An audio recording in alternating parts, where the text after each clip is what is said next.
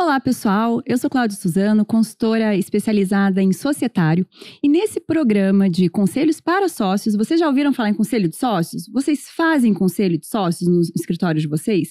Então, esse programa chama Conselho para Sócios. E hoje eu trouxe aqui 2 mentores especialistas no assunto. Jorge Majeski, gestor consultor de finanças, e Érica Lotz, a nossa Miss Simpatia aqui do Capital Humano.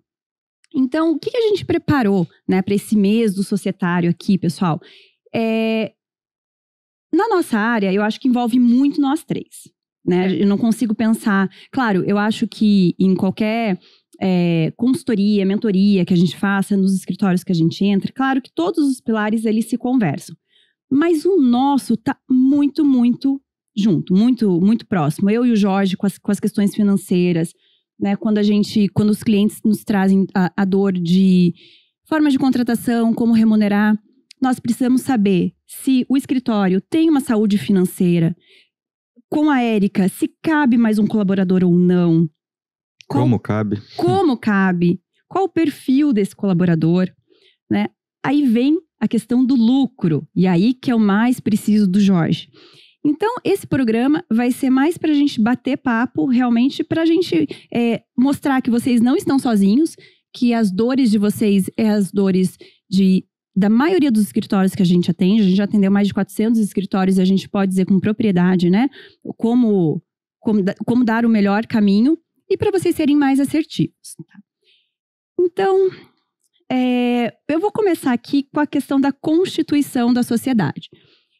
Quem me acompanha sabe que eu sempre faço analogia do casamento, né? A sociedade é igual a um casamento. Então, a gente sempre fala, você precisa conhecer o seu noivo, o seu namorado, para daí você tomar uma decisão em casar. Quando a gente, Jorge, não tem nada, né? 0 dividir com 0, as coisas são mais fáceis, né? Então, a gente sai da faculdade, bons tecnicamente, ou deveríamos sair bons tecnicamente, né? E a gente tem um colega, uma afinidade, uma certa afinidade, a gente resolve montar um escritório. Aí, tudo bem, a gente não tem nada, a gente começa a construir e vai. Os escritórios vão crescendo, então, né, de maneira no achismo, vai dando certo, mas quando dá certo, e se não tem uma conversa, não teve uns acordos ali, começa a aparecer as dificuldades. Uhum. Jorge, o que você sente na questão, nesse ponto da constituição da sociedade? O que você acha que é primordial na questão financeira? Enfim, você que é sócio de uma empresa, já foi sócio de outras empresas, sabe o que dá certo, o que não dá. O que você diria aqui pra gente, para ser o mais assertivo possível nessa questão da constituição da sociedade? Show de bola. Primeiro, Claudinha, obrigado pelo convite aí novamente. É um tema, de fato, bastante importante e não tem como desconectar de nenhuma sociedade de advogados, né? O próprio nome já diz. Inclusive, para quem trabalha de maneira autônoma ou individual, de certa forma, o que a gente vai falar aqui também se correlaciona com equipe, né? De certa forma. Então, não tem como escapar do tema. O que eu acho mais importante, eu vejo assim... É normal a coisa ser constituída assim, rapidamente, né? A gente surgiu uma oportunidade, vamos aproveitar, vamos fazer aqui, elaborar o escritório, vamos começar a trabalhar, vamos começar a ganhar dinheiro. É o que a gente sempre escuta. O problema, nesse ímpeto, né, de fazer as coisas, é talvez não ter todos os combinados, né? Porque... invariavelmente, você vai para o caminho do sucesso ou você vai para o caminho do fracasso e independente do caminho que for, vai ter seus momentos bons, seus momentos ruins e tudo isso gera para os sócios oportunidade ou necessidade de discussão, né, no sentido salutar da palavra. Sim. Então, definir responsabilidades, definir atribuições, o que um é bom, o que o outro é bom, acho que isso é o primeiro passo mais importante. Além de toda a questão burocrática, vamos assim dizer, que se relaciona ao financeiro mesmo. Você tem um contrato bem escrito, cotas bem divididas, enfim. Exemplos aqui que me vieram na cabeça, né, enquanto a gente está trabalhando. Senta um sócio para fazer uma reunião com a gente. Mas só eu que trago o cliente e o outro aqui só fica dentro do computador trabalhando.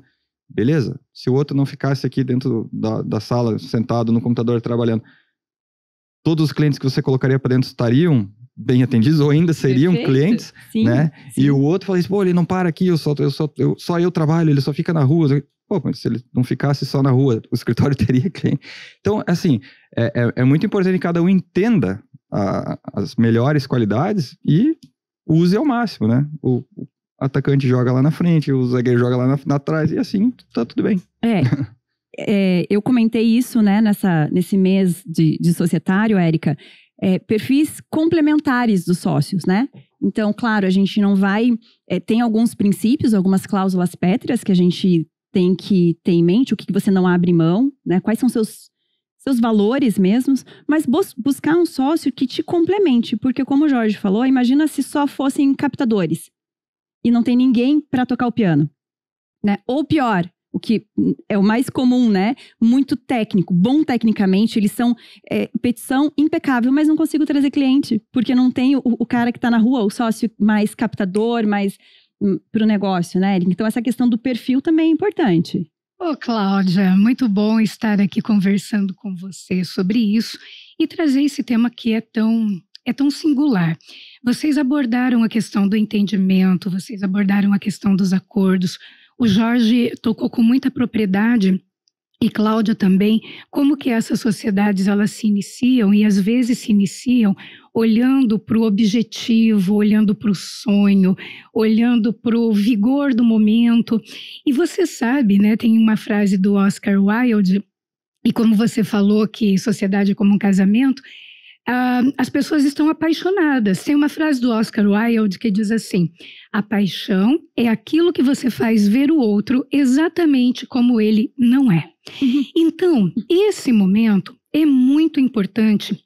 Eu vou falar para você aqui de como que a ELS atua para ajudar no entendimento e na análise de forças e de riscos dessa sociedade. Então, vamos lá. Para você, como você disse, a sociedade é um casamento e dificuldades e pontos de força e pontos de fragilidade existem nas pessoas e as pessoas vão levar isso. O que importa é casar consciente, casar tendo a clareza do risco, do efeito, das oportunidades. Então, o que acontece? Quando o capital humano, ele cava um pouquinho mais profundo nesta questão. Então, hoje, nós contamos com uma série de ferramentas cientificamente comprovadas para fazer a análise de perfil comportamental. Então, vamos lá. Isso é extremamente importante na hora de ter a clareza de quem é que vai fazer o quê. Agora, a pergunta é, a pessoa que está assumindo aquele conjunto de matriz de responsabilidades na sociedade, ela tem um perfil que vai alicerçar a entrega dessa responsabilidade? Então, identificar quais são as atribuições que cada um tem, que é o acordo, que é o claro, qual é o perfil comportamental dessas pessoas, porque o que acontece, Cláudia? Nós podemos fazer o que nós nos propusermos a fazer, mas quando a minha matriz de responsabilidades ela está na linha do meu talento, aí o florescer ele é muito mais tranquilo. Então, uma das ferramentas que nós podemos aplicar e assim, a experiência tem demonstrado, Cláudia, você sabe bem que nós já salvamos algumas sociedades por aí, não é mesmo? Sim. Por quê? O que é muito recorrente nós ouvirmos é, puxa, mas que bom, agora eu estou confortável, agora eu realmente vou para o caminho da minha área de talento. Então, uma das ferramentas que nós podemos aplicar é exatamente essa que olha para o perfil comportamental.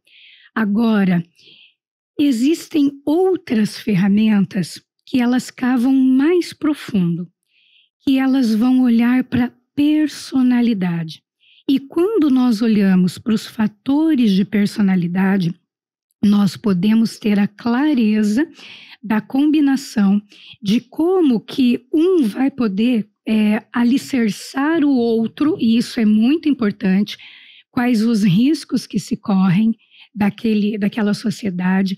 Então, esse mapeamento é um mapeamento extremamente sigiloso, mas ele é mais ou menos assim um raio-x, porque você pode me perguntar uma série de coisas e eu vou responder para você, mas eu posso ter algumas áreas que não aparecem nessa resposta. Então, é muito importante fazer essa investigação para que nós possamos realmente casar de forma consciente. Então, num cenário ideal, vamos pensar no cenário ideal. Se eu estou constituindo uma sociedade, temos que buscar, no mínimo, essas duas ferramentas. O do perfil comportamental e essa questão da personalidade. Isso.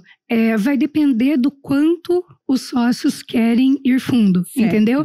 Agora, o perfil comportamental, ele vai te indicar como que a pessoa lida, por exemplo, como que ela corre atrás de metas, de objetivos, como ela lida com pressão, como ela lida com detalhes, como ela lida, por exemplo, com organização. Como o Jorge colocou e você trouxe, né? É importante ter alguém que vai prospectar, é importante ter alguém que vai ficar ali fazendo uma peça com qualidade. Então, é muito importante que os sócios, eles entendam qual é a entrega de valor que cada um está levando para aquela sociedade. E se essa entrega de valor, ela é compatível exatamente com o alinhamento, com o perfil, com aquilo que aquele profissional ele traz. E se for disposto a casar mais fundo, por exemplo, né? Quando existem, e não é só em sócios, tá, Cláudia? Nós recomendamos fortemente essa ferramenta ser aplicada em cargos que eles são posições muito sensíveis, que mexe com muito dinheiro, que mexe com informações que são estratégicas para o escritório, que não podem vazar de jeito nenhum. Então, não apenas para casar consciente os sócios, mas também para quem você vai trazer como parceiro interno de negócios para áreas estratégicas do seu escritório. Certo. E só pegando o gancho aqui, Jorge, mas para o nosso público que tem assistido, que está nos acompanhando, o carro já está andando, né? Já temos a sociedade, já casamos e estamos lá na crise dos 7 anos, os pratos começaram a quebrar.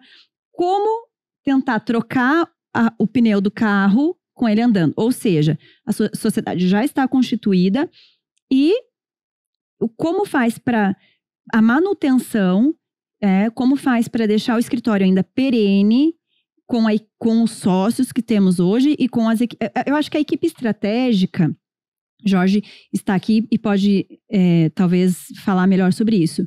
Claro que não é a substituição, ela não é talvez tão fácil, mas é mais fácil do que substituir um sócio. Com certeza. Né? É fato. Então a gente consegue colocar o trem no trilho novamente? Olha, Cláudia, isso aí é algo muito recorrente do nosso trabalho. Então, o que é importante entender? Quando houve esse casamento de sociedade, essas pessoas eram uma pessoa.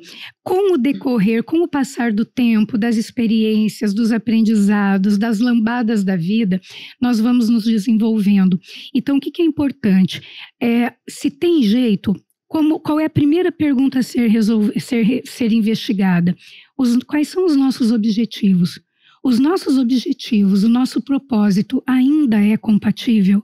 Porque pode ser que não seja mais. Então, o que nós precisamos investigar? O mais etéreo, o mais sutil, se os valores ainda são compatíveis, se o propósito é compatível. Porque se o propósito não é compatível mais, aí a sociedade realmente está em risco. Aí é o momento de olhar com os pés no chão. Deu o que tinha que dar, funcionou até aqui, só que as pessoas, elas se unem, a coesão se dá por meio dos objetivos e dos propósitos. Então, o que funciona muito bem isso? Um olhar novamente, o respeito. O que é o respeito? É olhar novamente para. Então, aí é o momento de aplicar o exercício do respeito. E na questão da própria etimologia da palavra, existe toda uma metodologia para olharmos novamente para isso, para levantar os propósitos, para levantar as âncoras de carreira daqueles sócios, para levantar os motivadores. E aí, com essa clareza, e novamente eu te digo, é importante trazer e enfatizar que são ferramentas cientificamente comprovadas. Então, não é aleatório, não é um achismo, né? Então, à luz disso, vamos conversar. E aí é muito interessante, porque se é o momento, as pessoas novamente engatam e a sociedade ela cria um novo vigor. Ela renasce, é o ciclo de vida, é natural, né? Ou então é o momento de falar, muito obrigada, valeu, mas agora nós estamos indo para lugares diferentes. Então, a palavra-chave para a tua pergunta é objetivo e a outra palavra é propósito, que é o que nos une, apesar das diferenças. Muito bom. Complementando o que você estava falando, Érica, veio me passando alguns filmes na cabeça aqui. Inclusive, falando de filme, a gente está falando de sociedade, casamento, tudo. E a mesma analogia, né? Hollywood lá, Las Vegas, tomou umas groselhas, beleza, foi lá, casou, daí, puta, que cagada eu fiz, a verdade é essa. E a verdade é essa, você vai constituir uma sociedade com alguém que você não conhece direito? Então, é algo muito sutil, né? Tanto do ponto de vista ético da coisa, como você falou, né? Então, eu acho que isso precisa ser bem estudado. Assim, em termos práticos, o que eu vejo, assim, que eu, né, hoje, não abriria a mão de forma alguma, né? Como a Cláudia bem disse, já tive sócios, enfim, hoje em dia, as empresas estão tudo legal, ok? Mas a questão da análise de perfil.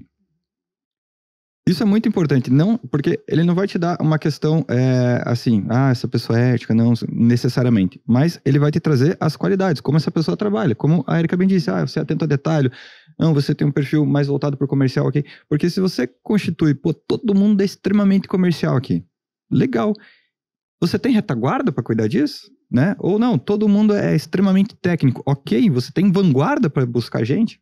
Então, as sociedades que a gente vê que tem mais sucesso, posso dizer assim, são essas que têm sócios multidisciplinares, que um complementa o outro, né? E desde que tenha clareza do que é esperado um do outro. Perfeitamente, tá? Claro. Então, o primeiro ponto para que as coisas funcionem muito bem é a clareza de papéis. Certo? Então, o script. Qual é o script? Por isso que eu trouxe, para quem está nos acompanhando e talvez não tenha ouvido esse termo, matriz de responsabilidades, isso é um elemento que nós trazemos nas fichas técnicas dos cargos ou dos papéis que existem no escritório de advocacia. Então, a clareza, ela é o princípio para que as expectativas, elas sejam reais, porque a gente tem que tomar muito cuidado com a expectativa. Você pode ter uma expectativa sobre o meu desempenho que não está claro. E se eu não te entregar dentro da tua expectativa, rola uma frustração. Então, note como o acordo de sócios, ele esbarra em outros elementos muito sistêmicos. Agora, Jorge, você trouxe que você jamais abriria mão do perfil comportamental. Você que está nos ouvindo, eu tenho um toque, um cuidado, tá? Muito cuidado com o analista comportamental, porque existem, por exemplo, eu vou trazer a questão da DISC, né? Então, assim, eu tenho 3 tipos de desgosto, desespero, eu não sei nem como é que eu vou explicar isso, quando a pessoa utiliza aquela ferramenta olhando apenas para os perfis altos.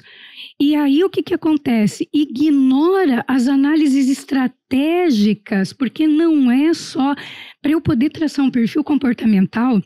é importante levar em consideração uma série de fatores. Os perfis altos, os perfis baixos, a intensidade de cada perfil, o índice de energia, a questão da própria amplitude em relação ao meio. Então, o mapeamento, quando ele é analisado de maneira estratégica, ele te dá uma série de informações que você pode, inclusive, observar como é que é a tua comunicação com aquele perfil. Porque perfis diferentes têm modelos de comunicação diferentes. E se eu consigo me conectar com o ouvido do outro, as coisas fluem melhor. Então, muito cuidado, tá? Ao contratar uma análise de perfil, que faz uma análise, que é uma palavra que eu uso muito, cuidado com o uso leviano dos instrumentos. Tá? Nenhuma inferência ela pode ser feita isoladamente. É importante que leve em consideração o contexto. Então, muito cuidado. Eu digo isso porque, como vocês bem sabem, né, é uma área da ELS que alavanca muito.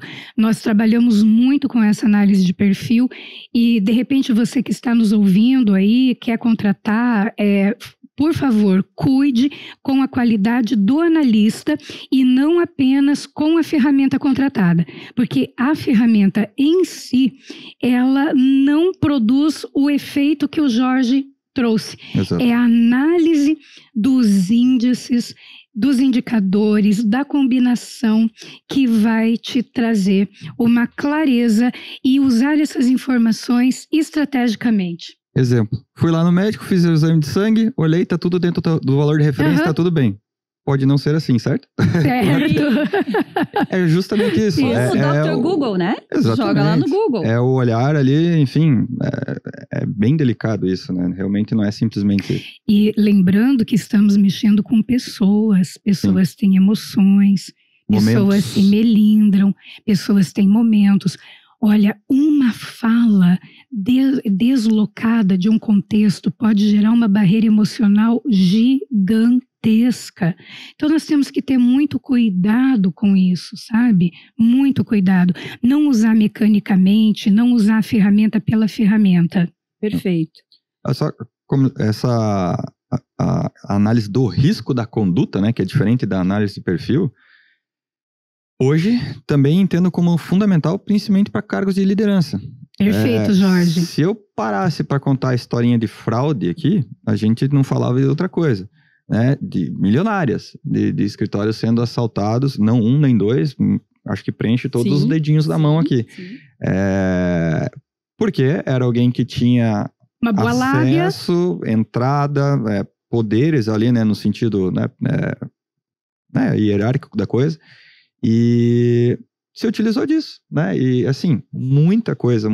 E se essa pessoa tivesse sido avaliada antes, talvez isso não tivesse acontecido. Então, além de você estar talvez performando melhor, você gastar um pouquinho e fazer isso agora, e é realmente um pouquinho, é muito melhor do que uma economia que você vai ter lá muito menor do que um rombo que você vai ter lá na frente. Isso é um ponto que você está trazendo que é muito importante. Quando você vai colocar alguém em cargo de liderança, esse instrumento ao qual você se refere, ele trabalha uma série de outros elementos. Ele é um preditor de liderança positiva.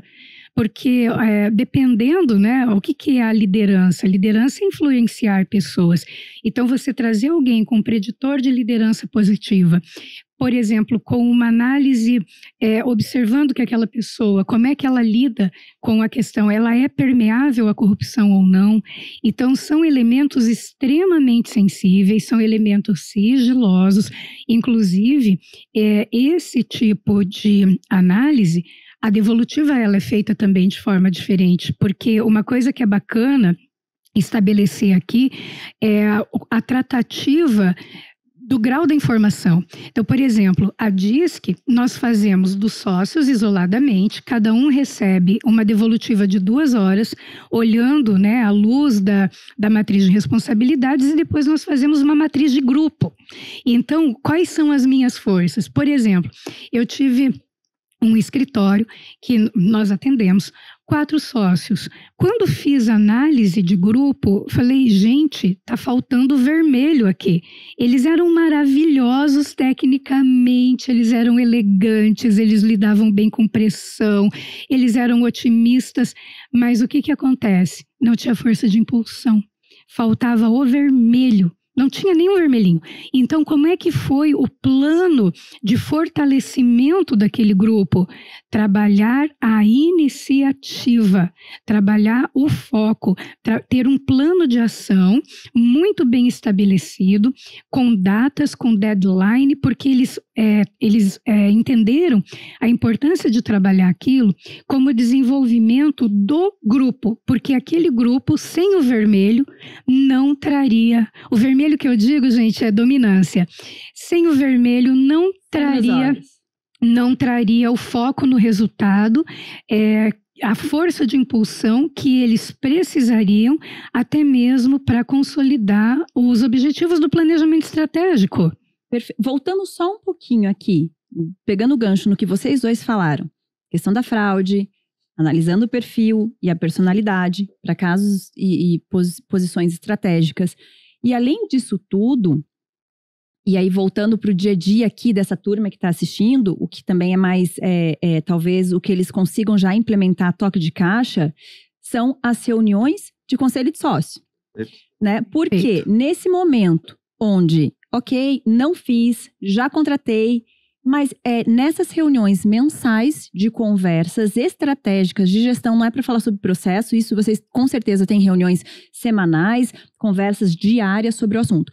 Mas nesse momento, se tivesse reuniões de sócios com as funções definidas, onde cada um cuida de uma parte da gestão, e o sócio responsável pela gestão financeira, e aí Jorge me corrija se eu estou errada, onde a gente puxa esse colaborador, essa pessoa estratégica, nesses pontos importantes da reunião de conselho de sócio, é onde vai mostrar indicativo dos números, relatórios, o que está acontecendo, porque as coisas não ficam mais soltas. Além do que, estreita a comunicação entre os sócios. Eu atendi um escritório do Amazonas, não vou falar de onde, que eram 4 sócios, eles não se conversavam. Há mais de 1 ano.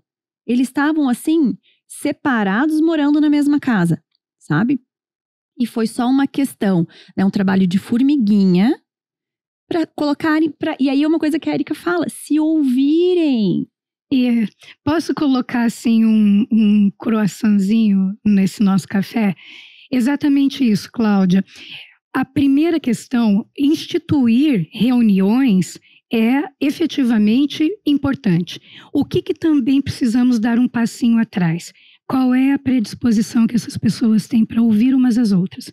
E muitas vezes, pelas feridas, pelas barreiras emocionais, pelas crenças que vão sendo consolidadas ao longo dessa caminhada, as pessoas levantam barreiras emocionais que tudo que vem daquela pessoa eu já bloqueio. E é aí que entra um papel importante, que é inclusive o que você faz, que é o papel do moderador. O moderador, nessas reuniões, ele tem um papel estratégico de ter a escuta ativa, de realmente ouvir o que o sócio traz, valorizar aquilo, entender, trazer para a mesa e ter aquela habilidade de fazer as conversas difíceis. Então, se você... Porque de nada adianta termos uma reunião em que todo mundo quer falar e que ninguém quer ouvir. Então, o papel, uma coisa que eu acho muito bacana aqui e que nós temos tido um excelente resultado, é quando chega num momento em que já se saturou, não é? O moderador, ele exerce um papel estratégico para que as pessoas se sintam ouvidas. Porque muitas vezes, o que já presenciamos? A pessoa fala, mas aquilo não é considerado. E quando você tem um moderador, aquilo...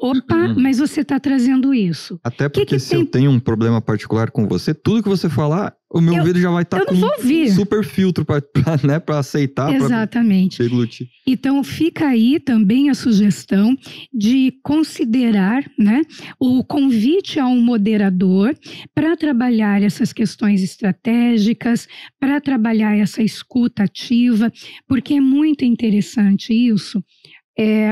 Não tenho como aprender aquilo que eu já penso que sei. Então, se eu penso que eu sei o que você pensa, não tem que te ouvir. Agora, o que acontece, né, Cláudia? Você acompanha muito isso. Às vezes o sócio, ele traz algo e ele nunca era ouvido. E o moderador, ele fala, opa, essa fumacinha, ela está me sinalizando para algo. Então, uma coisa é considerar isso, tá? Os moderadores. Sim, porque daí os sócios nunca dormem brigados. Exato, a mediação dessas reuniões, né? Então isso também tem sido, né, Cláudia, você pode falar mais sobre isso, porque você atua diretamente nessas mediações, os ganhos de trazer essa mediação. Uma mediação confiável, uma mediação preparada, uma mediação sênior, uma mediação elegante, não é? Então, isso eu acho que seria até bacana levar os ganhos dessa mediação, Cláudia. Até trazendo uma questão particular, né? Numa empresa anterior que eu era sócio, enfim, chegou a determinado momento que realmente alguns valores, ou enfim, entraram em rota de colisão. Uhum. E todo mundo, eram 4, né, sócios, todo mundo se viu meio perdido, assim, tipo, tô saindo, tô não sei o quê, assim. É algo que te tira o prazer da coisa, né? E justamente o que a gente fez foi contratar, na época, uma pessoa de fora para fazer, enfim, uma intermediação, colocar tudo sobre a mesma régua, vamos assim dizer, né? E neste caso específico meu, não houve também uma solução no sentido, poxa, vamos se alinhar e vamos continuar. A gente entendeu que não tinha jeito e vamos se separar. E tudo bem. E tudo E ótimo. foi talvez de uma maneira menos traumática. Do que continuar junto. Ou do que se vocês tomassem essa decisão sozinhos. Exato, sim. Perfeito. Que foi numa educação completa ali, né? Foi sem qualquer tipo a amizade continua, só caminhos diferentes. E a empresa, né, se separou, hoje existe uma, hoje existe a outra, e ok, tá tudo bem, tem espaço para todo mundo às vezes parece um retrocesso ou uma derrota isso, mas não necessariamente tem que ser encarado assim, né? Às vezes essa mudança, esse trocar de roupa é o que te vai... Né? Agora, vocês pegaram num ponto extremamente importante aqui, eu acho que é o pulo do gato para quem está nos assistindo. O que principalmente agora na pandemia, muitos escritórios, muitos advogados, muitos sócios nos procuraram pensando numa cisão, pensando na separação. E muitos assim, olha, muito obrigada, né? A sociedade deu certo até aqui, daqui para frente não vejo indo para o mesmo caminho. E muitos já vinham com essa ideia e que precisavam de um terceiro para auxiliar. Só que a casa já estava bagunçada, entendeu? Então, por quê? O acordo de sócios, eu não tenho como fugir desse programa sem falar do acordo de sócios. Por quê? Se está combinado previamente, fica muito mais fácil, né, Jorge? Com certeza. Por mais que tenha a pessoa de fora intermediando, talvez se tivesse um acordo, seria até mais, olha, né, isso é teu, isso é meu, como que fica a situação. E ali, e quando você criar este documento, seja qual o nome que vocês forem dar, combinar quando as coisas estão bem é muito mais fácil, né? Então, trago aqui novamente um caso de um escritório que nos procurou há muito tempo atrás, né? Pediu lá uma proposta para a gente entrar no escritório, era todo o escopo completo, né? Capital humano, produção jurídica, finanças, pessoas e societário. E a gente passou o nosso orçamento, enfim, eles não quiseram investir naquele momento. Tudo bem, né? Mas ficou lá, debaixo do travesseiro de um deles. E num momento muito delicado, foi até antes da pandemia, né? Um sócio veio adoecer. E nesse caso, as tomadas de decisão, elas são tomadas de uma maneira muito no emocional, no impulso. Meu Deus, o que vai ser feito agora? O que vai ser feito o que vai acontecer no escritório? E aí tinha questão de herdeiros, tinha filhos não advogados, esposa advogada que não fazia parte da sociedade. Porque daí eles começaram a criar sugestões e soluções para resolver a toque de caixa, o que não daria certo. Cláudia, por isso é que é muito interessante olhar para o melhor cenário e para o pior cenário também. Certeza? Para o pior cenário. Mas a pandemia mudou essa chavinha nas pessoas. Sócios mais jovens nos procurando, querendo fazer um acordo de sócios, pensando no futuro. Nós atendemos um escritório bem no começo da pandemia. Sim, vários, na verdade. Né? Mas esse específico foi a última viagem física que eu fiz antes de fechar. Uhum. E o que aconteceu? Antes da pandemia, era pai e filho, né? E tinha sócios, outros sócios, mas o sócio fundador, o nominal, passou para o filho advogado, que tocou brilhantemente, se fez substituir, né? Ele foi treinado ali ao longo de toda a carreira jurídica desse filho para ser substituído, e ele tem em torno de 50 e poucos anos. O filho dele tem 14, 15. Ele já estava pensando como fazer a sucessão, que era o maior medo dele, de uma ausência. Como que o escritório ia ficar? Uhum. Na verdade, ele não tinha sócios, porque o pai tinha falecido, e aí tem aquele prazo de 180 dias para você regularizar a tua sociedade, né? E aí, enfim, que a gente conseguiu organizar a casa sem as coisas terem acontecido, sem ter que trocar o pneu com o carro andando. Então, eu senti muito isso dos escritórios quererem organizar a casa no financeiro, na distribuição de lucros, na entrada, né? Não tem ninguém para entrar, mas se entrar, como é que qual vai é ser? A regra do jogo? Exatamente. Ninguém quer sair, Uhum. mas se sair, como que a gente vai fazer? Né? Então, isso eu senti assim que despertou o olhar, o que antes da pandemia era como se fosse um complemento. Era algo que nós da consultoria sugeríamos, né? Despertava, colocava foco, colocava luz naquilo. Você, olha, vocês têm este documento, vocês têm... Ah, não, nós temos alguns combinados. Combinado não sai caro. Vamos colocar num papelzinho aqui, né? E a gente está falando muito de sócios. Uma coisa que você falou que é extremamente importante também é o planejamento sucessório, né? Eventualmente, não só dentro da família, vamos assim dizer, né? Passar para o filho, para a filha, enfim. Mas pensar também na reciclagem da sociedade ali. Porque quem monta uma empresa, um escritório de advocacia qualquer, cuida como um filho, né? Você quer a perpetuidade daquilo. E chega um momento que, ok, né? Tirar um pouco o pé, descansar um pouquinho e tudo mais. A gente tem vários clientes de escritórios que estão ali que não conseguem andar mais, mas estão lá, vão lá trabalhar. E eu acho isso ótimo.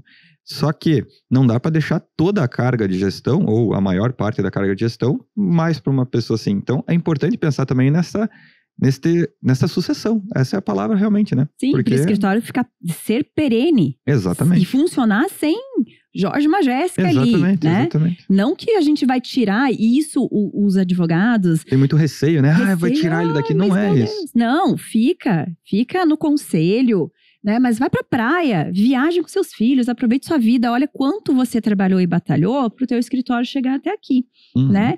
E como o teu escritório vai funcionar e caminhar sem as suas pernas, né? E só com o teu olhar ali na parte de gestão. Então, a gente não quer tirar suas funções e responsabilidades, mas tendo função, responsabilidade e essa sucessão, né? O escritório não acaba. Quantos escritórios a gente conhece que se o sócio falecer, é questão de tempo do escritório falecer também, né? Então, por isso que a gente está aqui, para que isso não aconteça.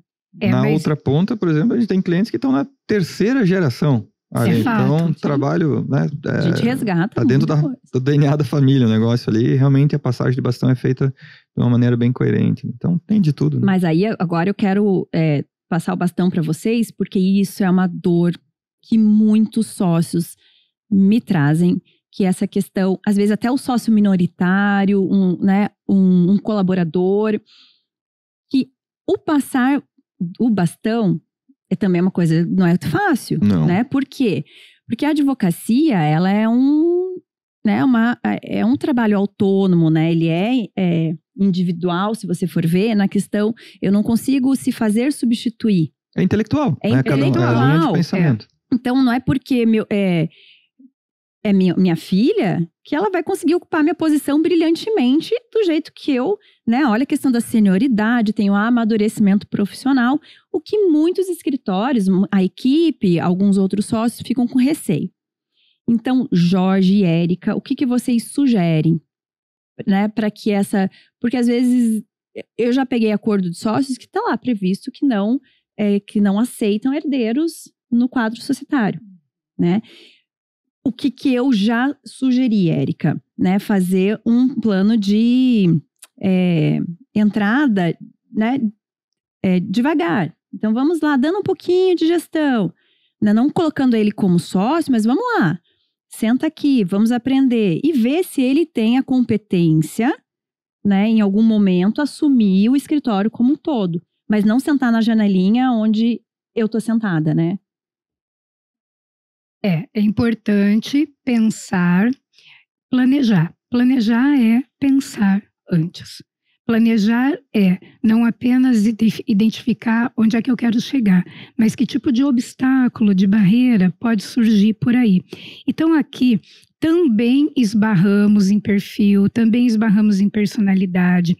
Eu já vi acontecer o fundador, ele ter tanto apego àquilo, os filhos extremamente competentes, com as mãos absolutamente amarradas. E aí, o que acontece? Os filhos, uma Ferrari, sabe? Mas não saíam da primeira marcha. Então, é importante também isso ser trabalhado como cultura, que é uma possibilidade, não é? Até quando nós vamos ficar? Porque isso também acontece. Então, também é esse aspecto. Outra coisa que é importante colocar, que ao longo escritórios aí, a pessoa fica 30, 40 anos na gestão de um escritório e as gerações vão mudando. O modelo de liderança, o modelo de comunicação. Então, isso também é importante que seja adaptado, que seja observado, né? Então, a ideia é, qual é a regra? Já eu tenho clientes, inclusive um cliente do Nordeste maravilhoso, que trata dessa questão do societário há anos. Há anos. A filha dele é uma advogada brilhante, mas isso não impediu dele criar um plano de ir trabalhando essas pessoas, trazendo backup de mão de obra, fazendo um trabalho muito forte de treinamento daquele pessoal, sabe? De mentoria de pessoas de dentro do escritório para poder ter uma segurança para fazer essa sucessão. Então, eu diria, trazer isso para a cultura, os ganhos que isso tem para a longevidade do escritório e, a partir daí, como é que nós vamos começar a trabalhar? Vamos trabalhar com mentoria, porque a questão de uma pessoa assumir um cargo sem ter o devido preparo causa um abalo profundo no time. Sim. Não é, o meu sobrenome não me dá direito a assumir a diretoria da empresa da família. O que me dá direito a assumir a diretoria da empresa da família é a competência que eu vou demonstrar, a minha competência técnica, a minha competência socioemocional, que eu vou demonstrar ao longo da caminhada. Então tem que tomar muito cuidado, porque você pode criar uma situação...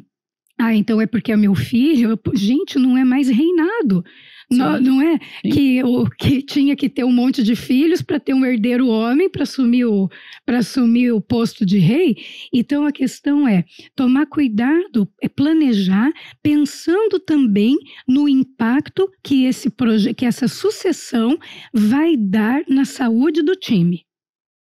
Legal, Érica. E com tudo isso que você falou, eu passo a bola para o Jorge, que é bom, fala que depois eu falo o que me acionam muito, que eu te aciono. Tá. Não, beleza.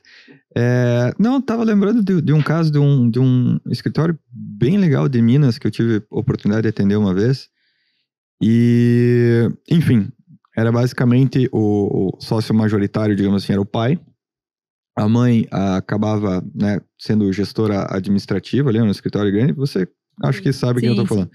E eles tinham, se não me engano, 3 filhos lá, 2 eram advogados e estavam dentro do escritório, uma não quis saber do direito, enfim, trilhou outro caminho. Esses 2 filhos, eles quase que foram trainees durante a vida acadêmica dele dentro dos escritórios. Eles foram, de fato, estagiários, onde eles passavam por todas as áreas. Eles, inclusive, tinha como se fosse um núcleo de estagiários, assim, onde eles traziam temas para discussão, enfim, pautas relevantes, né? Procurar soluções, iniciativas. Acho que é o sonho de qualquer estagiário, né? Ao invés de ficar carregando o processo para lá e para cá. Sim, sim. Então, simplesmente nesse formato, eles tinham função de estagiários, beleza, né? Tinham um sobrenome, ok? Isso não é problema nenhum. Mas estava no mesmo balaio ali, né? Balaio. Sofrendo igual. E toda esta iniciativa, toda esta postura que eles já tinham enquanto estagiários, foi muito natural a transição depois. Ok, agora eu sou formado, tenho o meu AB e tal. Todo mundo já respeitava aquelas pessoas por desde o trato que tinham, até realmente a qualidade ali. Claro, não eram extremamente experientes numa área de direito, mas sabia que a boa vontade existia ali. E a questão de tempo, né, galgando o espaço ali. Exatamente. Então, assim, e é raro esse tipo de situação. O mais comum é que, filhinho, vem cá, senta aqui comigo, toma aí, abraça aí, e às vezes... Raguela abaixo da equipe. E o impacto disso, não é? É o mais comum. E assim, errado não é. Mas tem outras maneiras de fazer, Jorge. Exato. É isso, gente. Não precisa sofrer. Tem outras maneiras de conduzir esse processo com clareza, com tempo, com método, sabe? Com etapas. Falou tudo. Que vão fortalecer essa jornada. Então, não há necessidade de sofrer. Só que é importante pensar nisso muito antes de acontecer. Perfeito. Esse é o ponto. Aqui são temas difíceis de pensar. Quando você casa, você não pensa em se separar, né? Pois mas pode acontecer, né? A gente tá aqui, a gente não pensa que vai morrer. Mas é tudo... enfim, tudo tem que ser pensado. E aqui, como o nome do programa já diz, né? Conselho para Sócios. Jorge, isso é uma coisa que também chega na minha mesa quase que diariamente, tá? Que é a questão da entrada de sócios na sociedade. Então, a gente já falou que analisar o perfil dessa pessoa, né? Ter as funções bem definidas. Mas aí, quando isso não acontece, colocam-se todos para a sociedade. E aí vira uma grande bagunça. O que eu quero perguntar, Jorge... Eufemismos. Exato. Né? Vamos rir para... Me perguntam muito a questão de doação de cotas. Né? O que você me diz sobre o assunto? Discorra sobre o tema. Vamos lá. Eu não vejo assim que a doação de cotas de fato seja um problema. Certo. O problema é quando ela é feita de maneira indiscriminada. Aliás, tudo que a gente tá falando é assim, né? Nada é errado, nada é problema, mas enfim. Perfeito. Vamos pensar. A fala da Erika foi perfeita. Vamos pensar, tem jeito mais fácil, ou mais coerente, ou mais seguro, de certa forma, de fazer isso, né?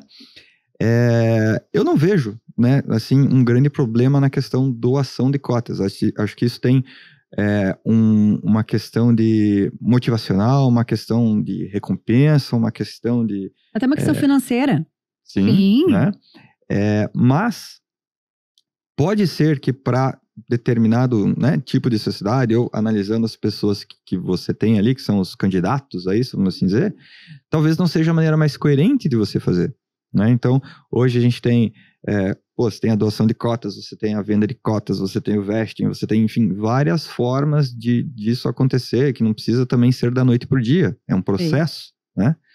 Então, eu acho, sim, válido, mas tem que ser feito com muito critério. Ontem, um cliente me ligou, Jorge, tô com uma dificuldade aqui, o pessoal tá me cobrando, não sei o que, eu vou colocar todo mundo como sócio. Eu digo, para!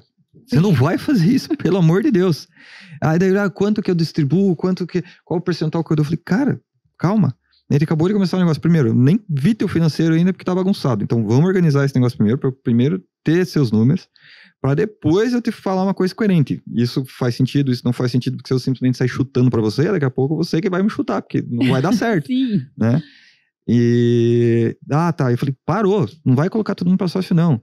Tem essa possibilidade, tem essa possibilidade, tem essa possibilidade. Ele ficou, sei lá, acho que uns 10 minutos ouvindo eu falar assim, nossa, ainda bem que eu não fiz isso antes. Exato! E assim, às vezes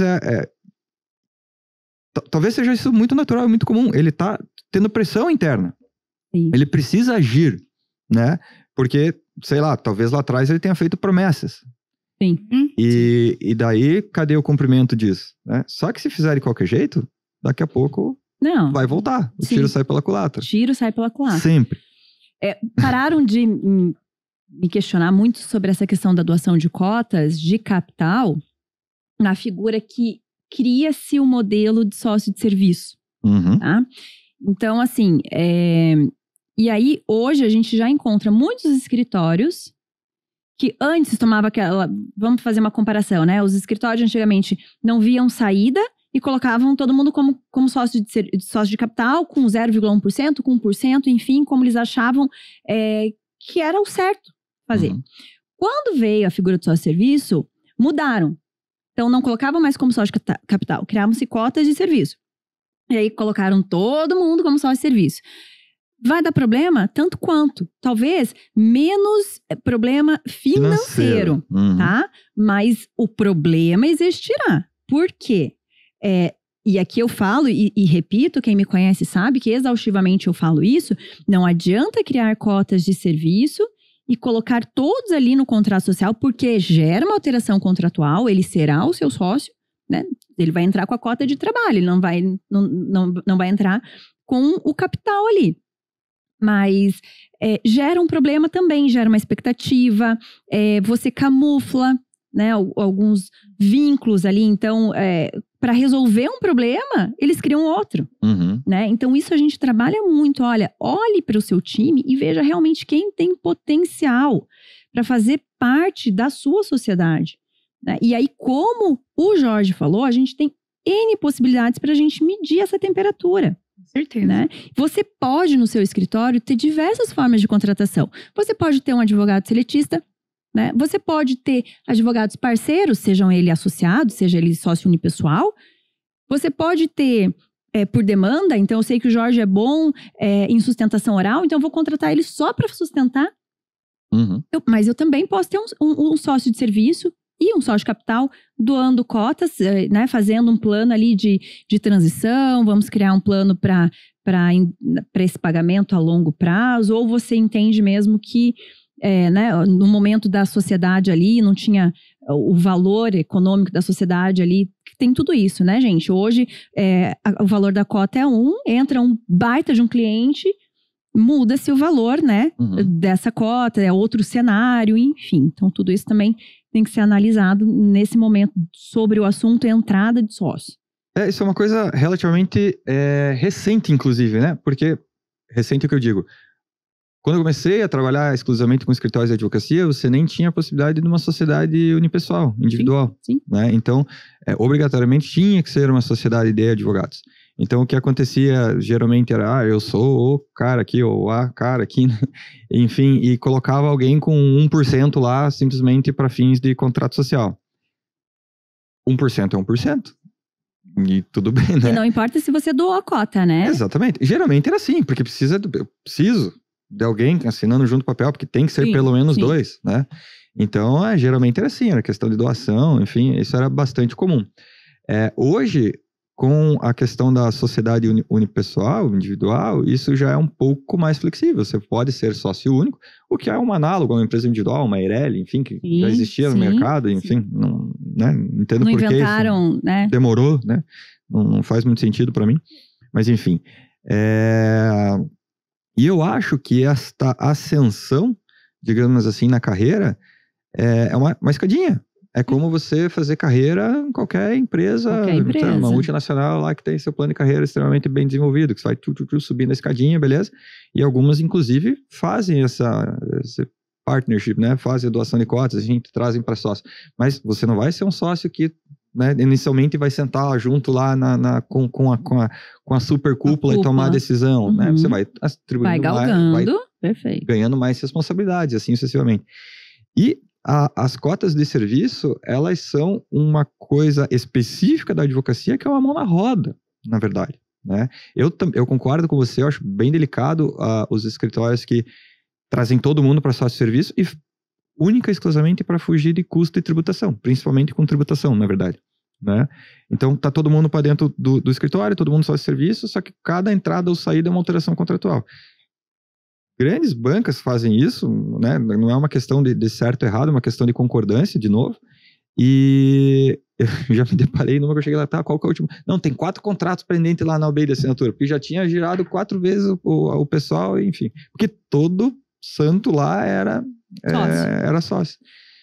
Tudo bem, né? Funciona e tal, mas entra numa questão da camuflagem das funções, como você bem falou. É meu funcionário, mas no meu papel é meu sócio de serviço. Poxa, são coisas bem diferentes. Bem diferentes. E aí, imagina esse escritório que já, né, tem 4 alterações aí para acontecer e não deu nem tempo de alterar a primeira ali, né? Imagina isso como isso. Eu conversei bastante com a Fernanda, né, da experiência do cliente. Essa experiência que está passando para o seu cliente, uma hora ele é atendido por um sócio, pela Cláudia, daqui 2 dias pela Érica, daqui 2 dias pela, né? Essa desorganização que você passa para o teu cliente também, né? Ou esse... Instabilidade. E tem uma coisa de imagem. Não, por favor, não me entendam mal. Acabei de sair da faculdade, me formei. Pô, tem uma cara de bebê ainda. Tá? Você tem isso até hoje. Ah, não. Tô falando e você não saiu ontem da faculdade. Eu, uma entidade qualquer. Aí, brincadeira. Eu tô na frente de um cliente e eu falo, não, nossos sócios... Pô, se eu fosse o cliente, você é um gênio ou uma gênia, meu Deus do céu, já é sócio, tem 21 anos e é sócio. Não sei se fica coerente, sabe? Sim. Até a questão imagem, isso é meio complicado, assim. Então, eu acho realmente que o nome sócio, né, seja ele de capital, de serviço, a pessoa tem que mostrar por que veio. Na verdade é essa? Sim, sim. Né? Jorge, claro, aqui, como o Jorge já disse, não tem forma certa, errada, o que vocês estão fazendo. Dá pra gente consertar o fluxo ali, né, o caminho do barco. Mas voltamos à questão da doação da cota. Então, você doou 1% para mim. Sou sócio de capital, mas não sou sócio de capital. Quero sair. Como faz essa saída?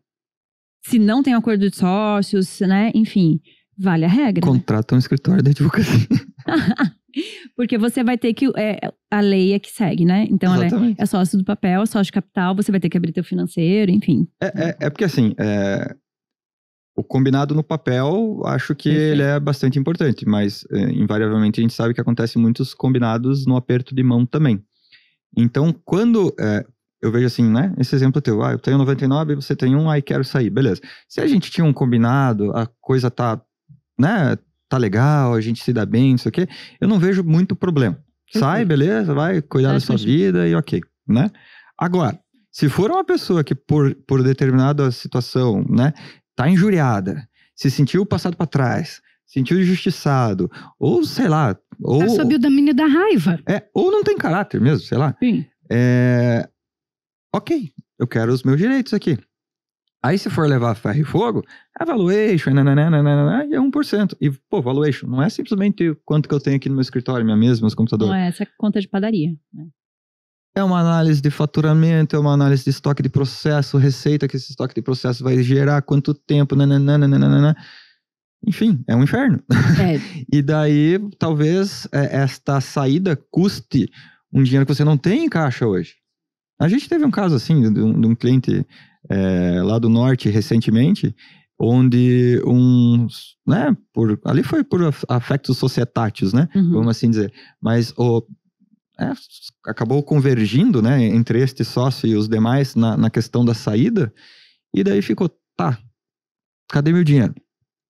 E daí, ok, fizeram umas contas loucas lá, sabe Deus como, combinaram um valor que pesa até hoje pro escritório, que tá pagando isso, mas, enfim, era uma saída, porque aquela pessoa já não fazia sentido mais estar ali dentro.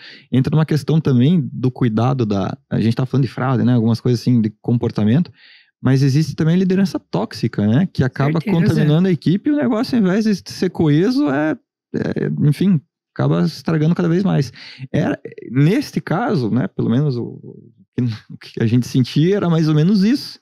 Então, era uma saída que fazia sentido naquele momento, só que como tinha zero combinado e era um sócio de serviço, aí teve esse estrago todo que perdeu. Não, sócio de serviço é mais fácil, né? Era sócio de capital, perdão. Sócio de capital. E, enfim, são pagamentos ali, só perder de vista que o escritório vai fazendo. Jorge, outra coisa que me acionam muito, e até então eu tenho uma resposta fácil, mas pode ser que mude daqui a um tempo, porque acho que já está lá no Supremo, alguma coisa para ser mudada, e aí me corrija se eu estiver errada, é a questão do prolabore, né? Prolabore dos sócios, na verdade eu só preciso do prolabore do sócio administrador, ok? E o interessante também não colocar, tem a diferença entre prolabore e a retirada mensal do sócio. Total. Né? Porque, imagina, eu tenho uma retirada de 30 mil, que é o combinado entre os sócios, e se eu colocar lá em cima como prolabore, que muitos chamam de prolabore, né, que é o mínimo que eu tenho ali para sobreviver, é uma tributação muito alta. Sim. Então, o que os escritórios têm feito? Minha segunda pergunta é: sócio de serviço precisa ter prolabore? Tá, vamos lá. O prolabore aqui é uma questão entre prática e teoria, né? Na teoria a gente tem ali por trabalho, né? Por colaboração. Então realmente seria o salário do sócio pelo trabalho que ele faz. Porque eu posso simplesmente ser sócio de uma empresa, não trabalhar nela e oferir lucro. Simplesmente assim, né? Então, na essência, o prolabore é isso. O que a gente vê na prática? Muita gente sai do prolabore formal por conta da alta carga tributária, né? Você vai pagar lá imposto de renda, INSS, enfim, coisas que a gente sabe que quase que não levam nada a lugar nenhum. E então, na prática, acaba sendo um prolabore pequeno, né? Só fins de tributação. Ok, porque não existe nada que fale assim, seu prolabore tem que ser tanto, seu prolabore tem que ser tanto. O que talvez pode gerar certa discussão, que eu também nunca vi nesse sentido, mas, por que seu advogado ganha 5, 7 mil e você que é sócio ganha 1.212, que é o salário? Ok, mas porque eu só trabalho 1 hora por dia, enfim, dando exemplo, né? O sócio de serviço eu entendo que deveria ter prolabore neste tipo nesta questão técnica, nessa configuração teórica, perfeito. Se a gente olhar para isso, ele deveria ter. Porque ele contribui com o trabalho, né? Exatamente. Contribui com o trabalho, cotas de serviço ou cotas de trabalho, né? E justamente o prolabore seria a remuneração disso. Isso está sendo discutido, né? Já tem uma consulta. A Receita Federal entende que o sócio de serviço deveria ter sim um prolabore, tá? Mas isso na justiça caiu por terra ainda, tá? Então, a gente tem uma questão que o judiciário cuidando dos escritórios de advocacia, certo? Sim. E outro entendimento da Receita que é literalmente fiscal. Sim. Meu olhar, né, como de fora, assim, seria basicamente aderente ao da Receita. É o que está na teoria ali, como eu acabei de falar. Mas a gente tem uma vantagem, vamos assim dizer, dentro do mundo dos escritórios que não me entendam mal, mas legislam meio que em causa própria, né? A própria prerrogativa do sócio de serviço ou coisa do tipo, enfim, são prerrogativas da área, né? Então, ok, se isso cair por terra, é um ganho enorme, né? E voltando ao caso do sócio, né, administrador ou todos os sócios ali. Então, eu posso trabalhar como adiantamento de resultado? Pode. Pode com muita cautela. Porque assim, sempre quando a gente fala de distribuição de lucros... Por isso que eu trouxe ele, gente. Olha aí. Muita coisa boa aqui para conversar. Sempre quando a gente fala de distribuição de lucros, primeiro que para distribuir lucro eu tenho que ter lucro. Simples assim. E muitas, não só a escritório de advocacia, várias empresas, o sócio vai retirando, ou os sócios, né? Sim, vão retirando. E daí quando vê ali, enfim, cadê o dinheiro que estava aqui, né? Fantástico. Aí... E que se você olhar para a sua contabilidade, isso não faz sentido nenhum. Você não poderia estar distribuindo lucros, sendo que não houve lucro, né? Beleza, esse é um ponto. O adiantamento, ele pode existir? Sim, ele pode existir, né? Contabilmente ali falando e tal. Só que se você está adiantando, você está adiantando um resultado, que ele pode acontecer ou não. Então, assim, beleza, fazer adiantamento, ok e tal. Só que você tem que ter seu financeiro bem controlado. Você tem que saber quanto que você está gerando de resultado mês a mês para fazer aqueles adiantamentos mês a mês. E nesses adiantamentos mês a mês, me cabe falar aqui, porque já vi também, problemas justamente em relação a fisco e tudo mais. Porque se você está tendo uma retirada mensal, aquilo não é retirada, aquilo é salário. Salário, né? Ou prolabore, enfim, seja lá o que for. Isso tem que ser tributado, né? Então, alguns clientes nossos mais conservadores, inclusive, fazem isso. Recebem seu prolabore ali, pequenininho, papapá, 1, 2, 3. Tem escritório que faz isso a cada 6 meses. E chega lá em 6 meses, é uma pancada de uma distribuição de lucro lá, beleza. Os caras vivem 6 meses, dali a 6 meses, beleza. Se organizaram para isso. Então, assim, risco zero, né? Agora, o que a gente vê na prática também é que quem faz mensal, é difícil acontecer problema. Sim. Porque, assim, né, não há tanto braço para fiscalizar tudo, né? Tem tanta coisa acontecendo. E talvez das coisas erradas essa seja a menor, vamos assim dizer, né? Mas pode ser feito de maneira coerente, desde que você esteja controlando seu financeiro. E, né, como a gente sempre tem que recomendar o que é certo dentro do figurino, eu não faria mensalmente. Perfeito. Eu faria, né, como distribuição de lucros mesmo. Seja trimestral, semestral. De tempos em tempos, né? Não todo mês, porque daí justamente você sabe que não vai esquentar a cabeça com isso. Era a regularidade, né? E com relação ao lucro, teve aí uma discussão de que se ia ser tributado, se não ia. Que pé que tá isso? Você sabe, Jorge? Tá. Não tá. Não tá. Não tá, porque também bem, né? é o lobo cuidando do... Porque assim, algumas grandes economias, tudo, tem isso de tributar o lucro, né? E tudo bem, só que hoje as empresas já têm uma carga tributária elevada na receita, ou enfim, se é uma empresa de lucro real, ela também tributa seu lucro, enfim. Então, era o que estava em pauta, inclusive, né? Teria que ter uma compensação, né? Ok, você tributar o seu lucro, desde que você refresque um pouco lá na cabeça também, né? Lá no teu faturamento, porque senão você vai pagar 2, 3 vezes a mesma coisa. E já que a gente entrou em lucro, e que você me fala sobre distribuição de lucros agora, para sócio de capital. Quando distribui, onde distribui, da onde tira? Tem gente que tira lá de cima do faturamento bruto, tem gente que não tira, tem gente que nem sabe se tem lucro. Acho que assim, olha pra conta, raspa o saldo, vai viajar, troca de carro, tá tranquilo. Não, tô brincando. Acontece nas melhores famílias. A gente já viu, e vemos, né? Já não, continuamos vendo, e por isso que estamos aqui, o Jorge existe para organizar a casa. Toda essa questão da distribuição, como eu falei, primeiro, ela tem que ser calçada no financeiro, né? Então, ok, tem uma demonstração. Inclusive, esses dias a gente trouxe um conceito diferente para DRE, né? DRE é a demonstração de resultado do exercício. Aí a gente batizou lá de discussão de relacionamento empresarial. Adorei. E é em cima disso que se discute tudo. Então, estamos rebatizando aí as coisas. Mas, ok, você tendo teus números bem controladinhos e tudo mais, e daí conecta muito com a Érica. Critérios de distribuição. Exato. Seja critérios hierárquicos, vamos assim dizer, seja critérios funcionais de trabalho, seja critérios de tempo, de cota.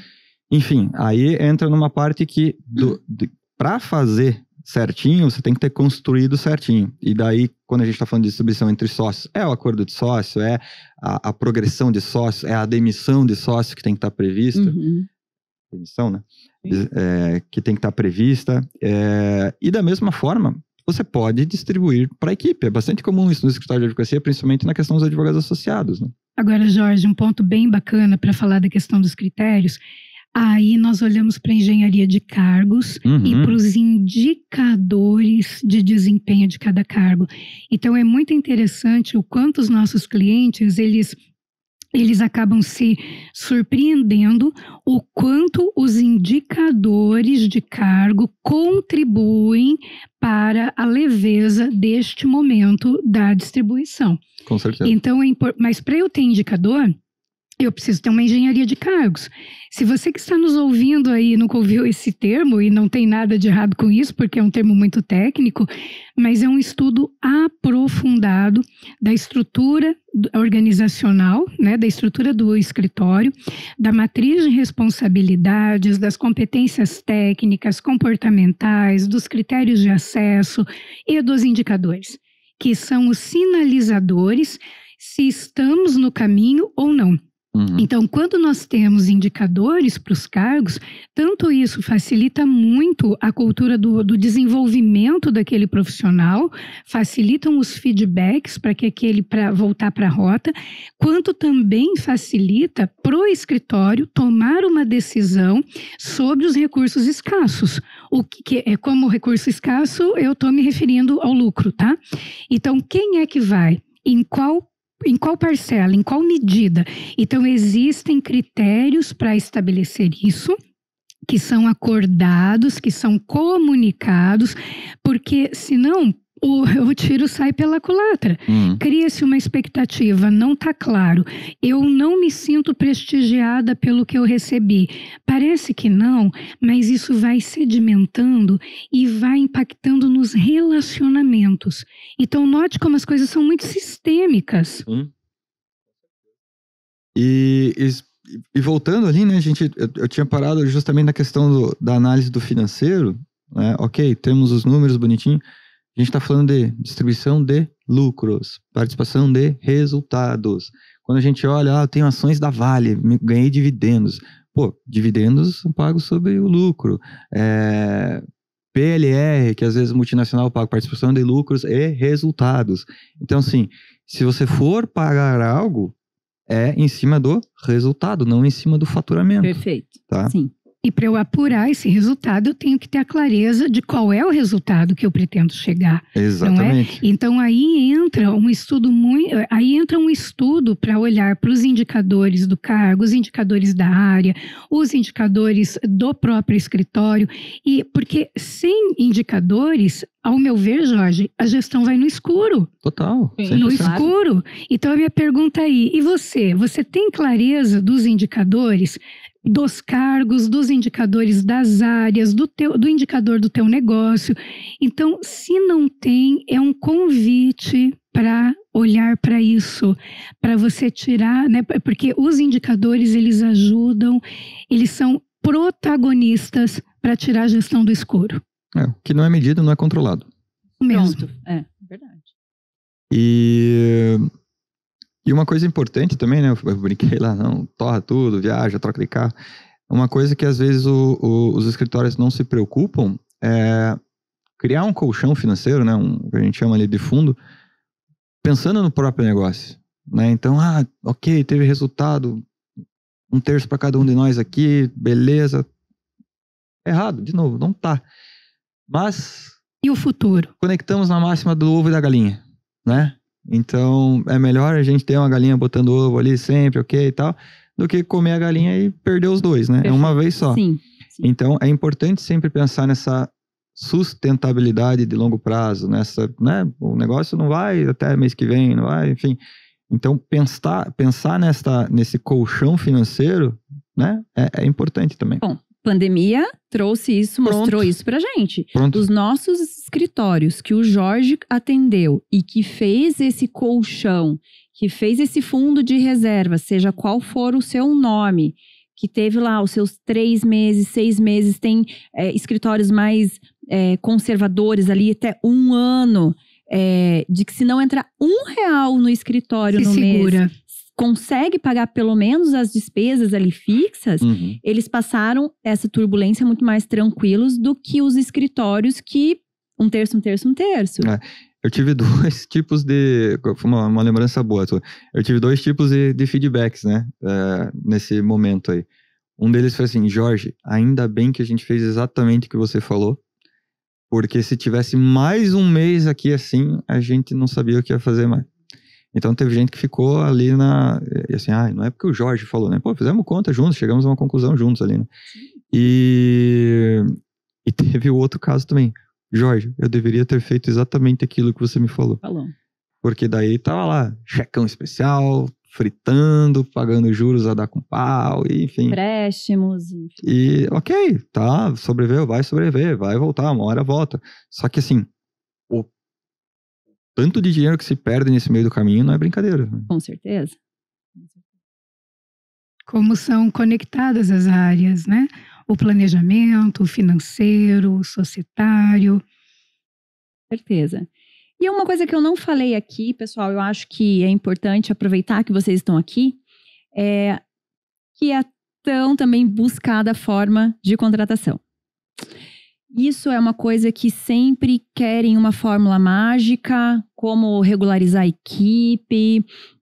Então, eu já vivenciei e já fui advogada de escritórios que me tratavam como associada, Érica, mas eu não tinha nem contrato assinado, um contrato formal. Recebia meu fixo ali diariamente, né, mês a mês, cumpria horário. Conheço escritórios, trabalhamos com escritórios que eram associados, com todo o quadro de advogados com o contrato de associação, registradinho, bonitinho na OAB, mas tinha controle ponto, dedinho na entrada, dedinho na saída, né? Então, eles me perguntam muito, Jorge, essa questão de qual é a melhor forma de contratar? Eu acho que tem muitas questões a serem olhadas ali, né? E eu sempre começo falando sobre o perfil do teu escritório, né? Então, qual é o seu perfil? Você é um perfil mais conservador? Você é mais centralizador? Porque a gente também tem que respeitar, né, Érica? Tem algumas coisas que só vão piorar com o tempo, né? Então, elas se acentuam com o tempo. Então, se eu sou controladora, se eu quero que as pessoas cumpram as minhas regras, e quero horário, e quero saber revisar todas as peças que meu time produz, não vejo outra alternativa, e os advogados se arrepiam quando eu falo, que é a figura do seletista. CLT. Né? Veja, quando eu advogava, eu era uma empregada, tá? Pensei em entrar com alguma reclamatória trabalhista em algum momento da minha vida? Nunca. Mas eu tô falando lá que eu me formei em 2006, né? Nesse escritório que eu trabalhava, eu peguei um caso de um advogado do próprio escritório que na saída entrou com uma reclamatória trabalhista. Isso, na época, era raríssimo. Uhum. Porque você batia a ação, uma reclamatória na Justiça do Trabalho, todos os escritórios já sabiam quem era. Então, você queimava, né, a sua profissão ali. Então, você não era mais realocado em escritório algum, né? Enfim. Então, a pessoa que fazia isso, ou era porque ia para concurso público, ou ia abrir o seu próprio escritório. Nesse caso, ele abriu o seu próprio escritório. E ainda tinha uma discussão de onde era o dano moral, se protocolava na Justiça do Trabalho, se era no juizado especial. Então, era tudo muito novo, porque não era comum. Hoje em dia, com mais, sei lá, de 1.500.000 advogados, e com o imediatismo dessa turma jovem, né? A alta rotatividade, eles querem tudo para ontem, então eles querem ganhar o que o sócio ganha, dirigir o carro que o sócio dirige, mas, né, não tem essa maturidade, esse tempo ali para você crescer dentro do escritório, né? Então, isso gerou o quê? Várias ações trabalhistas contra vários escritórios, porque também quantos mil sociedades existem no Brasil, né? E como tá fácil abrir uma sociedade, tem aí a Unipessoal, que reduz bruscamente a carga tributária, e é por isso que eu quis trazer esse assunto aqui. Então, tomar cuidado realmente com o perfil do seu escritório, com o que você deseja. Advogado associado e advogado associado, aquele advogado parceiro, né? Posso ter um fixo, mas ele é pago via RPA. O teu contrato de associação é a sociedade com a pessoa física, né, Jorge? Uhum. E aí a gente parte aí de uma carga tributária falando do quê? De 23%? Se for pagar tudo RPA certinho. Associado. É uma pauladinha. Depende do valor do pagamento. Recebe, mas né? E já o sócio unipessoal, que é essa figura nova, mas já não tão nova aqui no mercado, eu já caio para 4,5, né? Porque ele se enquadra ali na tabela 4, no anexo 4 do Simples, Exato. né? Uhum. Então, tudo depende também do faturamento. Uhum. A diferença de um para outro, Érica, é que o advogado, o sócio unipessoal, né? Ele pode ser sócio, né, como já diz o nome, mas aí ele tem ele precisa do alvará, ele precisa de uma contabilidade mensal, Ele vai emitir a nota fiscal para a empresa, né? Que aqui é um contrato entre sociedades que a gente faz. Então, eu, sócia unipessoal, emito uma nota fiscal para você e você emite uma nota fiscal para o seu cliente, porque o cliente é do escritório. O cliente te procurou e você me procurou para eu executar aquele trabalho. Né? Então, tem essa diferença de carga tributária. Lembrando que acho que é importante frisar que quando você vai abrir a sua unipessoal ou você vai auxiliar um colaborador, enfim, a abertura, você precisa ver na sua região como é que funciona. Aqui no Paraná, pelo menos, você faz tudo via OAB. Então, a OAB vai atrás da prefeitura, vai atrás da junta comercial e da OAB. Já em alguns outros estados, né, já você, né, o unipessoal vai ter que ir nesses 3 lugares, acaba ficando um pouquinho mais burocrático, um pouquinho mais demorado a questão da criação dessa sociedade. Lembrando que é obrigatório constar sociedade unipessoal no nome, né? Embora alguém veio me questionou, mas sociedade unipessoal você está sendo redundante ou, né, sociedade é mais de um sócio, unipessoal é redundante não, antagônico. Antagônico. Mas, na verdade, a OAB, né, exige que seja o seu nome, Cláudia Suzano, sociedade unipessoal. Tá? Então, isso é importante vocês saberem, tem lá o número da sua OAB. Me perguntaram da bitributação, Jorge. Até um cliente nosso que um escritório de contabilidade, isso acho que a gente já conversou, para resolver essa questão, queria que o unipessoal emitisse a nota do que o cliente repassou para o escritório R$5.000. Desses R$5.000, 2 veio para a unipessoal, 3 para a sociedade. Esse escritório de contabilidade sugeriu que a sociedade emitisse nota ao cliente sobre os 3.000 e eu emitisse uma nota sobre os 2.000. Dependendo do seu público, eu acho que não é muito interessante. Uma empresa, teu cliente é uma empresa, mostra, eu acho que alguma coisa... Não desorganizada não é a palavra, porque é organizadinho, se você for ver, né? Que você tá recolhendo os tributos certinho, mas eu acho que uma informalidade, Acho que tira um pouco digamos assim, da marca, né? Sim. Você tá, enfim, emitindo e o cliente nota. te procurou Jorge Majeski, né? A sociedade do Jorge. E aí é um terceiro advogado que tá... Essa questão toda de formas de contratação é o tema mais procurado sempre no nosso site ali, né? É uma relação entre teoria prática, de novo, e risco-retorno. O que o pessoal quer? Menor risco-retorno, no caso, né? Risco-economia financeira. O que o pessoal quer? A maior economia financeira com o menor risco. Isso é antagônico. Não funciona? Se você quer o menor risco, é a CLT da vida. Só que vai te custar mais por causa dos encargos ali e tudo mais. Se você está disposto a correr um pouco mais de risco, existem essas outras formas, né? O associado, o prestador de serviço, né? Enfim, que a Cláudia acabou de citar muito bem. Só que você vai ter uma economia, né, do outro lado, tributariamente falando. Tá? Então, hoje, basicamente... Vamos fazer uma conexão rápida com empresas normais, vamos assim dizer. Ou você tem um CLT, ou você tem uma pessoa que não é registrada, ou você tem um prestador de serviço. Sim. Existem essas 3 coisas no mundo da advocacia também. Ou você tem, né, o CLT, ou você tem se eu tenho um associado de aperto de mão, ele é associado do escritório, beleza. Mas não tem vínculo nenhum, não tem contrato, ele é um funcionário sem registro. Sim. Análogo a isso, né? Se for encher o saco na questão trabalhista, tá com toda razão, né? No sentido técnico da coisa, né? Sim. Então, de novo, risco-retorno. O associado, de maneira formal, vamos assim dizer, contrato de associação, recolher RPA e tudo mais, eu acho que sai caro demais. Né? Então, por isso que muita gente acaba indo para o associado informal, vamos assim dizer. Só que daí você tem bem mais risco. Né?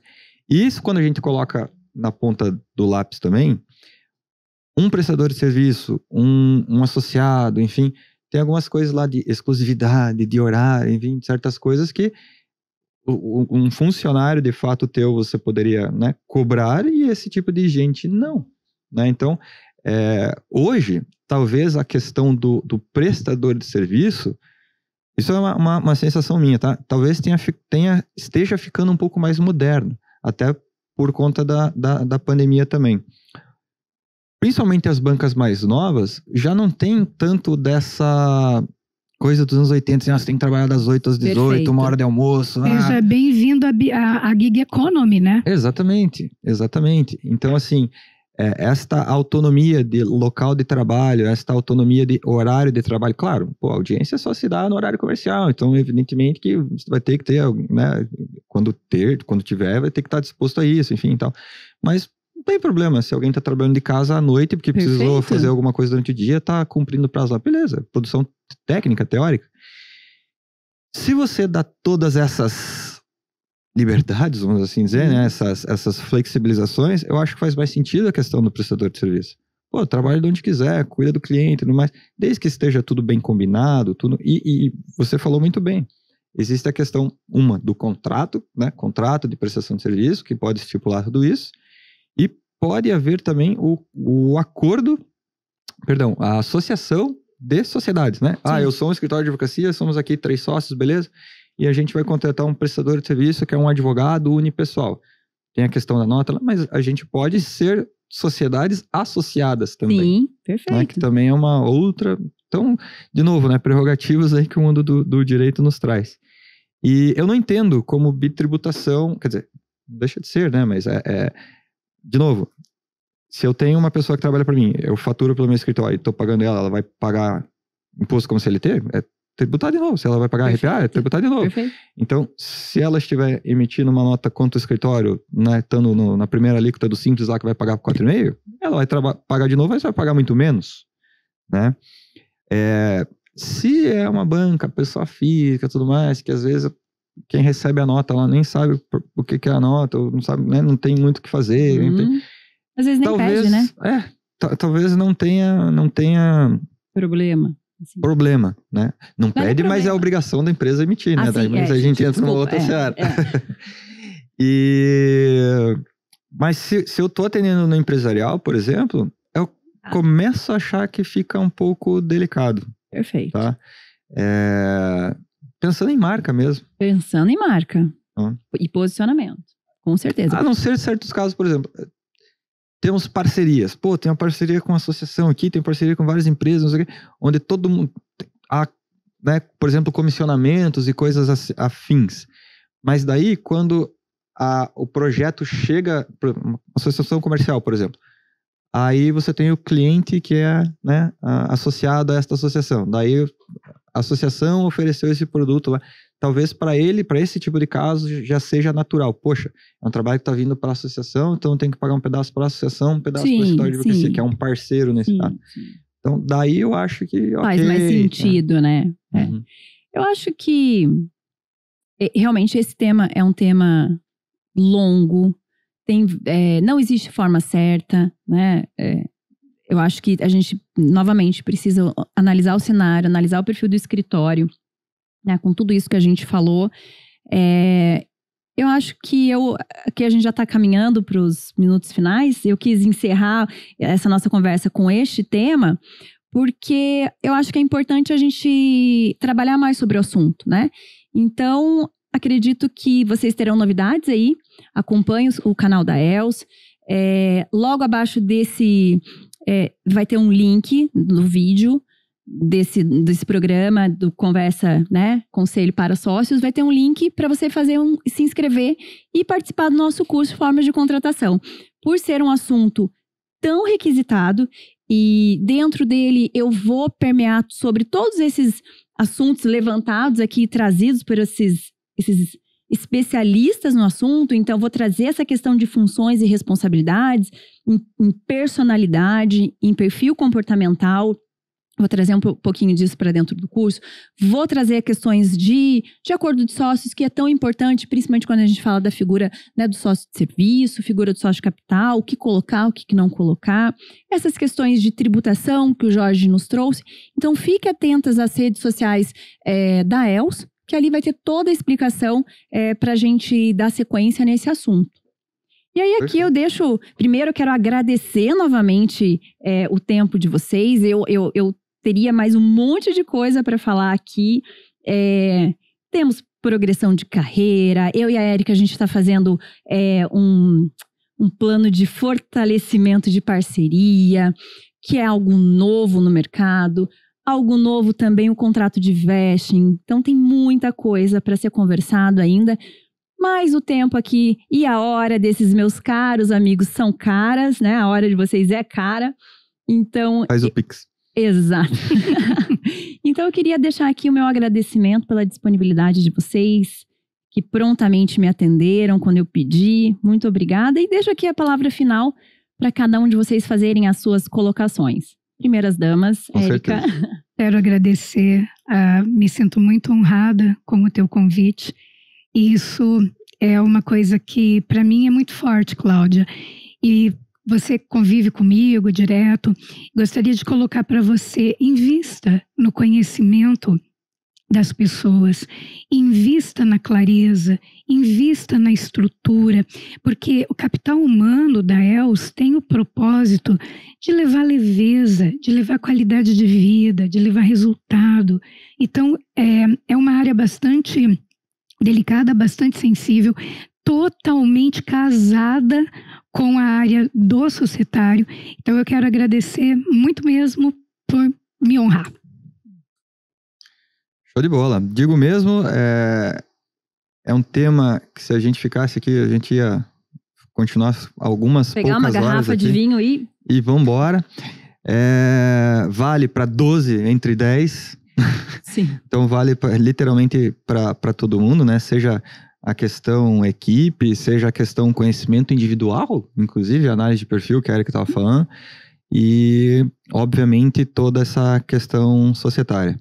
E toda esta forma de contratação, todos esses tipos de contratos, todas essas coisas, invariavelmente, numa caminhada natural de qualquer sociedade, vai se deparar com isso. Seja no day one, ok, estamos montando uma sociedade, seja daqui a pouco quando eu estou colocando mais alguém dentro do time. E não importa o tamanho do escritório. Nada. Não importa o tamanho, a área de atuação, localização geográfica. Por isso que eu falei, 12 de 10 que isso faz sentido. Então, obrigado pelo convite. Esse tema é extremamente importante e relevante e sugiro acompanhar de perto as novidades aí que são muito boas. Muito obrigada, pessoal. Até mais. Até a próxima. Até mais.